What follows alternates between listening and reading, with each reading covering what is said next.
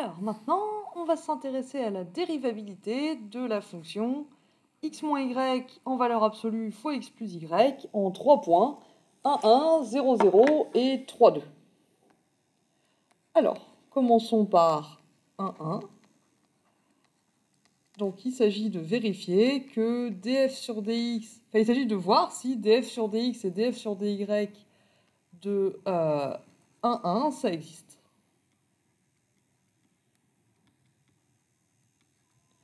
Alors pour ça, il faut qu'on regarde l'existence des taux d'accroissement, des limites, enfin comment dire, les taux d'accroissement ça existe toujours, mais il faut qu'on regarde si les taux d'accroissement par rapport à x et par rapport à y en 1, 1 ont une limite quand h tend vers 0 ou h, alors il n'est pas nécessairement positif, il est juste non nul.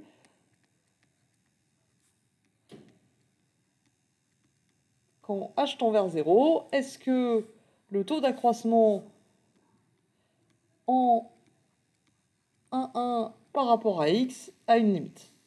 Et pareil par rapport à y. Donc on calcule f de 1 plus h, y il est fixé égal à 1, moins f de 1, 1, le tout sur h. Est-ce que ça a une limite quand h tend vers 0? Si oui, df sur dx de 1, 1, ça existe. Alors, qu'est-ce que ça fait f de 1 plus h, 1? Bah, ça fait valeur absolue de 1 plus h moins 1 fois 1 plus h plus 1 moins f de 1, 1. Alors f de 1, 1, ça fait 1 moins 1, ça fait 0 fois 2, mais le 2 du coup on s'en fiche. Le tout divisé par h. Donc ça fait valeur absolue de h fois 2 plus h, le tout sur h. Donc ça nous fait 2 plus h fois valeur absolue de h sur h. Et alors le problème, c'est que valeur absolue de h sur h, soit h est positif et ça fait 1, soit h est négatif et ça fait moins 1. Donc tout ça, ça fait 2 plus h si h est positif,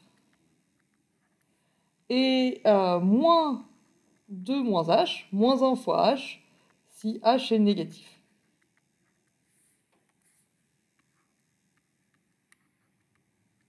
Parce que valeur absolue de h sur h, ça fait 1 si h est positif, moins 1 sinon.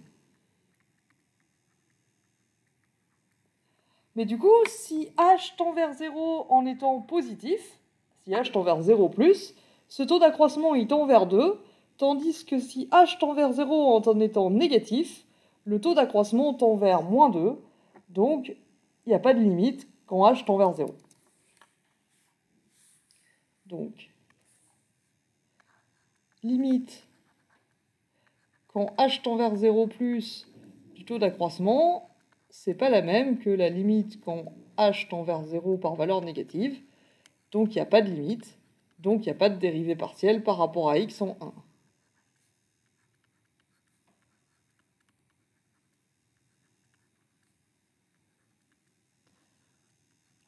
Toc, écrivons ça, 1 sur h1. Et du coup, bah, df sur dx de 1, 1, ça n'existe pas.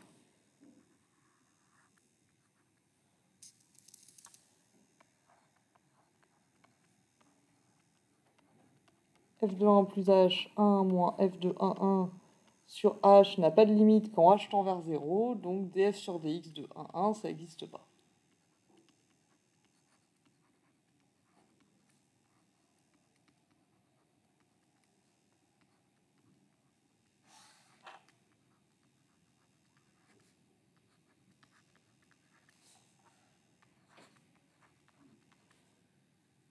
Donc f n'a pas de dérivée partielle par rapport à x en 1. Et bah, du coup, elle n'est pas dérivable. Si elle était dérivable en 1, 1, elle aurait des dérivées partielles par rapport à x et par rapport à y à ce point. Et du coup, s'il y a une des deux dérivées partielles qui n'existe pas, eh ben, elle n'est pas dérivable.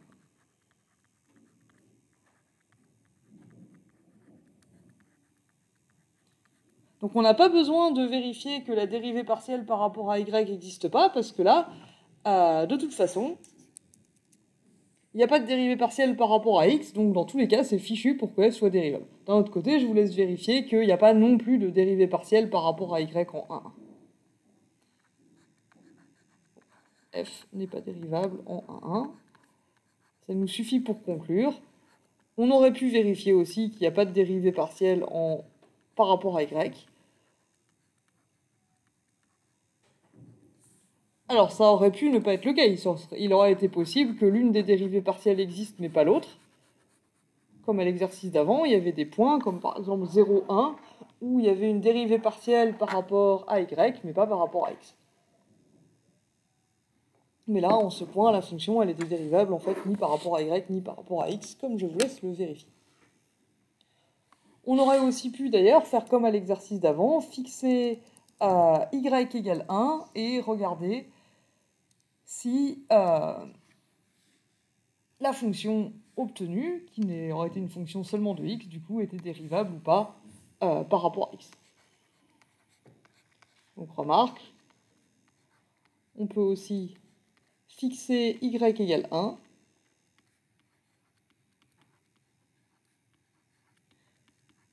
et étudier la fonction f de x1. Donc c'est une fonction à une seule variable, c'est la fonction valeur absolue de x-1 fois valeur absolue fois x plus 1. Et on s'aperçoit que cette fonction n'est pas dérivable en 1.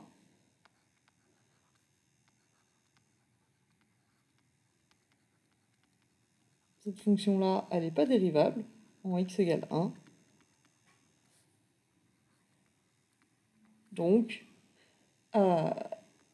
df sur dx de 1,1 n'existe pas. On aurait aussi pu obtenir ça comme ça.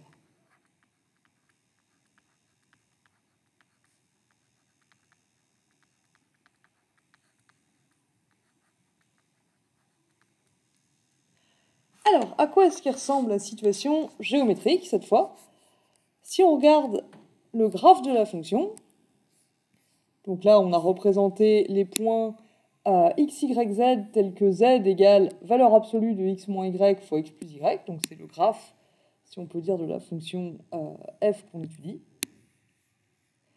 Et on s'intéresse à sa dérivabilité en 1,1. Donc, f de 1,1, ça fait 0, donc on voit ici que on essaye de savoir si f admet des dérivées partielles en ce point-là. Alors, ce qu'on a fait, c'est qu'on a fixé y égale 1, pouf, comme ça, y est fixé égal à 1, et on regarde si la fonction qu'on obtient par rapport à x est dérivable en x égale 1. Alors la fonction qu'on obtient par rapport à x, c'est représenté par la courbe en orange, là. C'est la valeur de la fonction quand y est fixé à 1. On la verra mieux si j'enlève la surface en rouge. Et on s'intéresse à la dérivabilité de cette fonction-là. C'est une fonction d'une seule variable, hein, vous voyez, c'est une courbe, au point violet. Et effectivement, sur le graphe, on s'aperçoit que ça a l'air mal parti. Il y a une pente à gauche et il y a une pente à gauche et il y a une pente à droite. Mais effectivement, elles n'ont pas l'air d'être égales et cette fonction n'a pas du tout l'air dérivable en 1,1. On aurait aussi pu faire ça dans l'autre sens. Toc. On aurait pu fixer x égale 1 et étudier la dérivabilité par rapport à y. Donc si on fait ça, et qu'on regarde les points, l'image des points avec x fixé égal à 1, et qu'on enlève la surface pour mieux voir, bah à nouveau on se retrouve à étudier une fonction qui n'est pas dérivable en 1. Et en fait c'est la même, comme vous pouvez vous en apercevoir en fixant x égale 1 au lieu de y égale 1. Ça c'est la situation pour le point 1,1.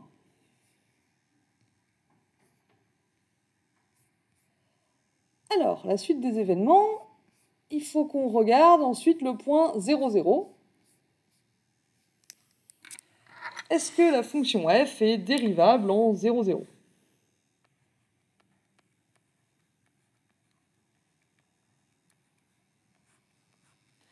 Alors, qu'est-ce qui se passe en 0, 0? Bah, à nouveau, on calcule le taux d'accroissement par rapport à x. Donc, soit h différent de 0, un réel.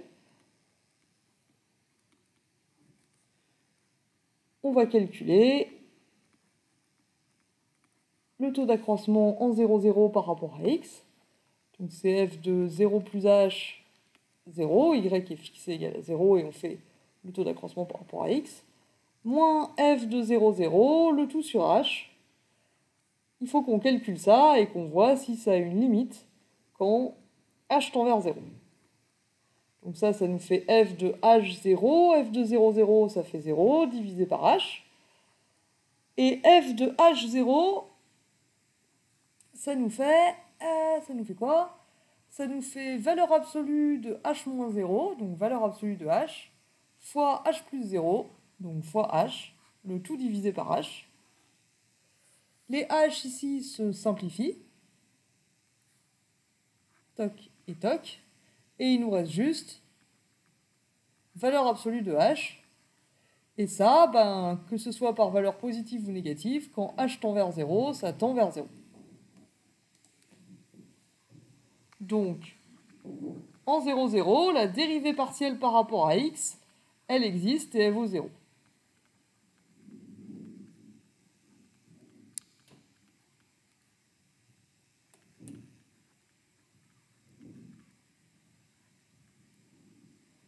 Ok. Alors, il faut qu'on vérifie du coup l'existence de la dérivée partielle par rapport à y. F de...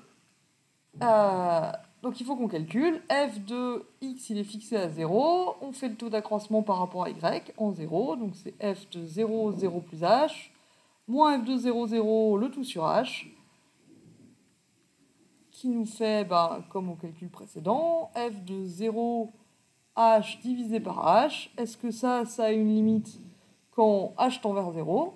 F de 0h, c'est moins h en valeur absolue fois h plus 0, donc fois h, le tout divisé par h. À nouveau, les h, ils se simplifient.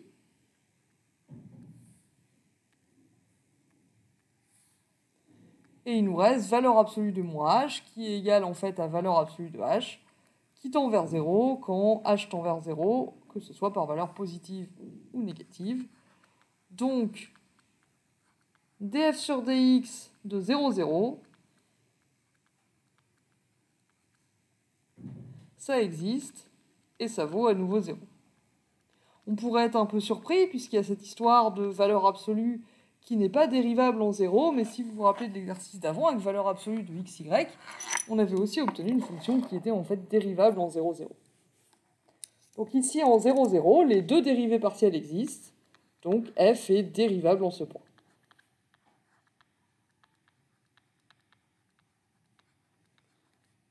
F est dérivable au point 0, 0.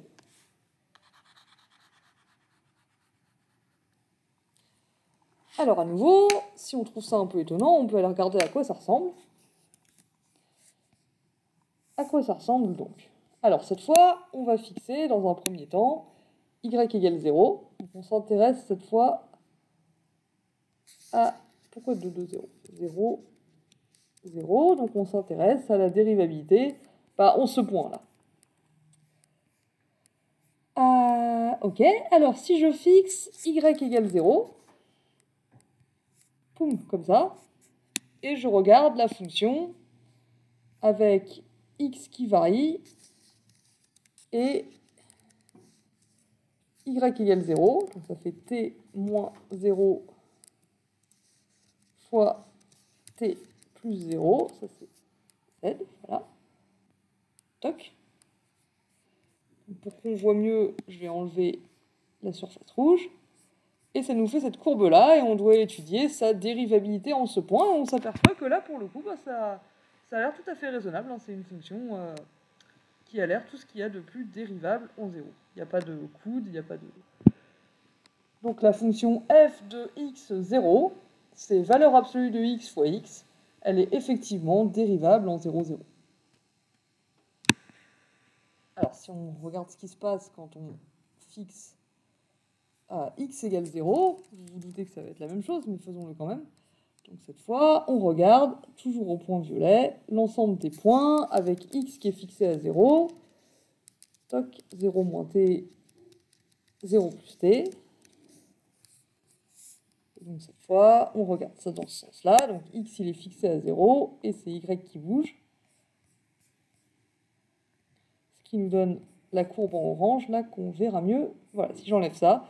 Alors on trouve plus ou moins la même, hein. En même temps c'est normal, c'est toujours valeur absolue de y fois y. Et elle est, du coup, elle est toujours dérivable en 0. Et sa dérivée, c'est 0. On voit bien qu'ici, la pente de la tangente, ça va être nul. La tangente ici est horizontale.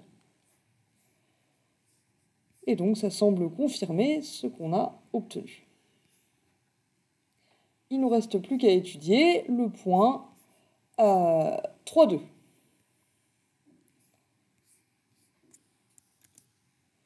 Donc, allons-y. On étudie la dérivabilité de f, cette fois en 3,2.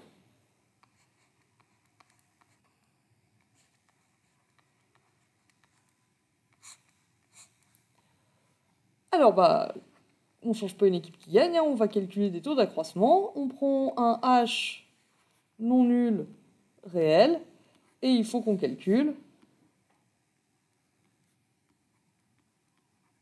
le taux d'accroissement en 3,2 par rapport à x, donc y est fixé égal à 2, et je fais le taux d'accroissement de la fonction f de x2 en 3.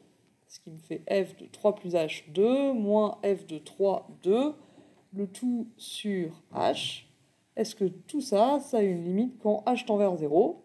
Alors on calcule, 3 plus h, 2, ça nous fait 3 plus h moins 2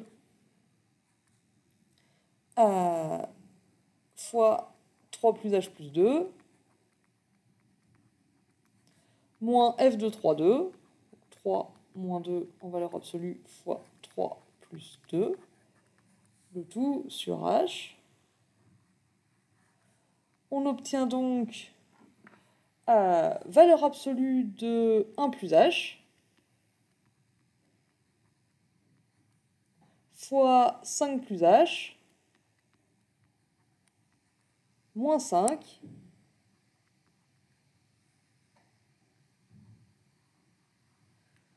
le tout sur h. Et maintenant, alors comment on sort de là? Pour le moment, on a une indéterminée. Quand h tend vers 0, lui, il tend vers 1, lui, il tend vers 5, donc le produit ici tend vers 5, moins 5, donc ça tend vers 0, divisé par h. Alors, comment se sort-on de là? Ce qu'on peut remarquer, c'est que h, je ne sais pas s'il est positif ou négatif, mais je sais qu'il tend vers 0. Donc, il faut juste que je regarde ce qui se passe quand h est proche de 0, et quand h est proche de 0,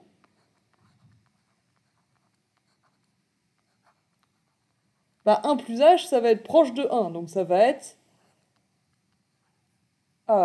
positif.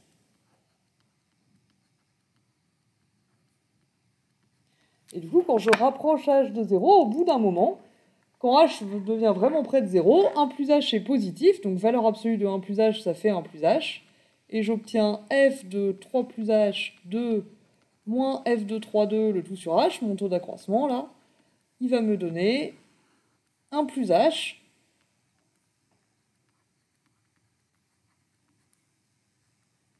fois 5 plus h moins 5. On ne pouvait pas faire ça en 1,1, parce qu'on avait valeur absolue de h, et ça, quand h est proche de 0, selon si h est proche de 0 par valeur positive ou négative, ça ne nous permet pas de dire si valeur absolue de h égale h ou pas. Alors, si je développe, ça me fait 5 plus h plus 5h, donc plus 6h, plus h carré, moins 5, sur h. Les 5 se simplifient. Et il me reste 6h plus h carré, pardon, divisé par h, ce qui me donne 6 plus h. Et ça, quand h tend vers 0, ça tend vers 6. Et à nouveau, le calcul qu'on a fait, il marche même si h tend vers 0 par valeur négative. Si h tend vers 0 par valeur négative, prenez par exemple h égale moins 1 sur 100 000, bah 1 plus h, ça fait 1 moins h sur 100, moins 1 sur 100 000, c'est quand même positif. Donc, on obtient cette limite. On obtient que df sur dx de 3,2, ça existe et ça vaut 6.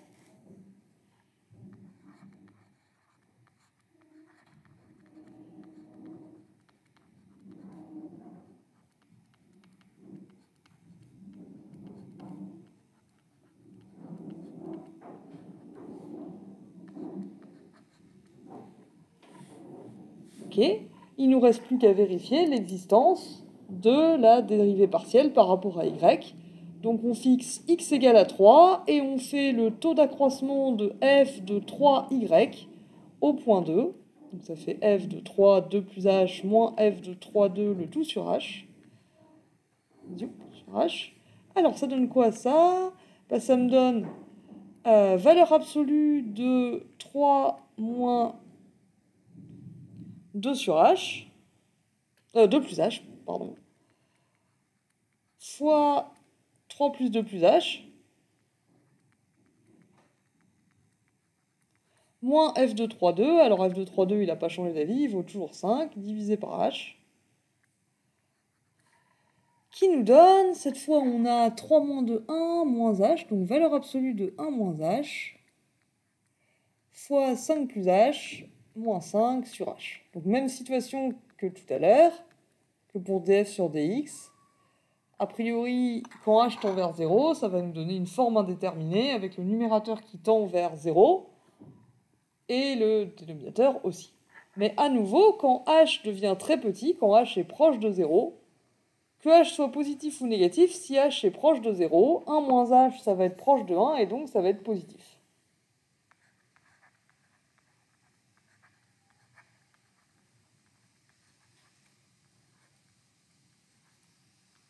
Donc pour h proche de 0, 1 moins h est positif, et donc le taux d'accroissement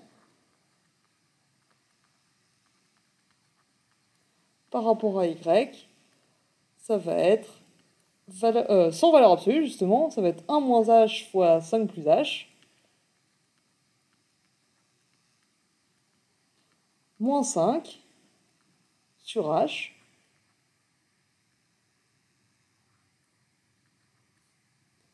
c'est-à-dire 5 plus h moins 5h, donc moins 4h, moins h2, moins 5 sur h. Les 5 se simplifient et on voit que je vais aussi pouvoir simplifier des h.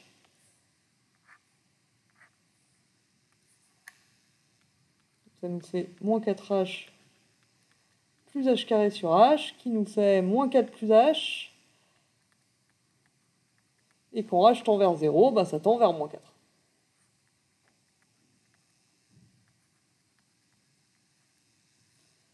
Donc df sur dy de 3,2 existe aussi et vaut moins 4.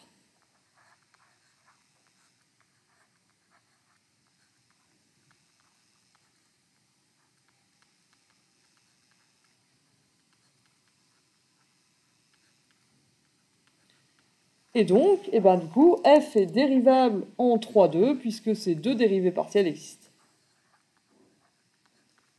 F est dérivable au point 3,2.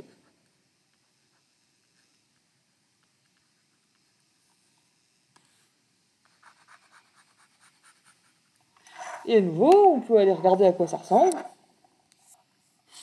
Alors cette fois, on s'intéresse au point 3,2, donc sur cette surface là, ça va être le point 3,2, 5 du coup, f de 3,2 c'est 5.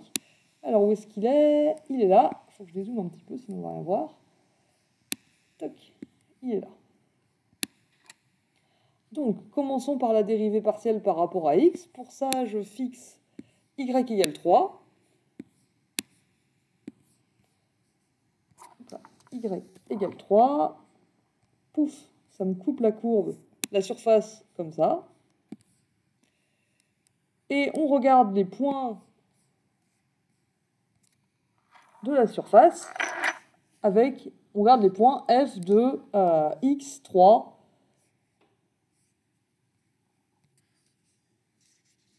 F de x3, voilà, c'est ça. F de x3, pardon, du coup, c'est x-3 en valeur absolue fois x plus 3. Boum, c'est lui. Voilà. Pour qu'on voit mieux, je vais enlever ça. Non, marche pas. Qu'est-ce que j'ai fait?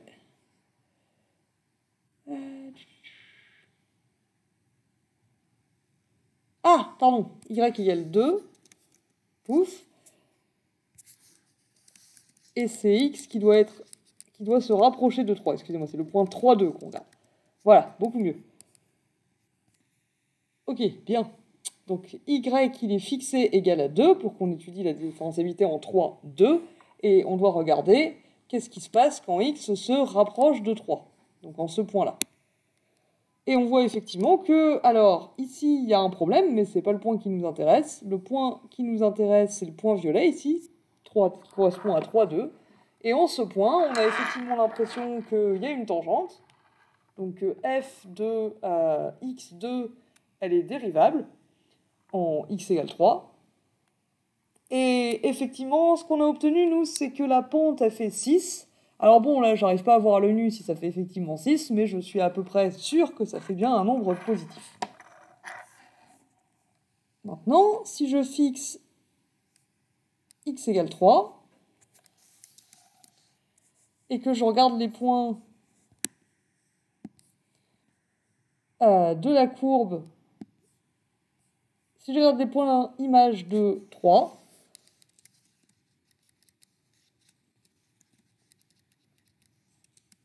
image de 3y, donc f de 3y avec y qui varie, et que je regarde quand y est proche de 2, du coup, donc ici, pour voir mieux, on va se débarrasser de la surface. Voilà, on regarde cette courbe, et on se demande si elle a une tangente. Oui, elle a l'air d'avoir une tangente en ce point-là. Pas ici, mais là, oui. En y égale 2, du coup, il y a une tangente qui est effectivement là d'être négative, ce qui est cohérent avec notre résultat. On a trouvé moins 4. Donc tout a l'air de bien se passer, et on trouve pour conclure que f n'est pas dérivable en 1,1, elle est dérivable en 0,0, ce qui était peut-être le résultat le plus surprenant, et elle est également dérivable en 3,2. Et c'est tout ce qu'on devait montrer sur cette fonction. Je vous remercie de votre attention.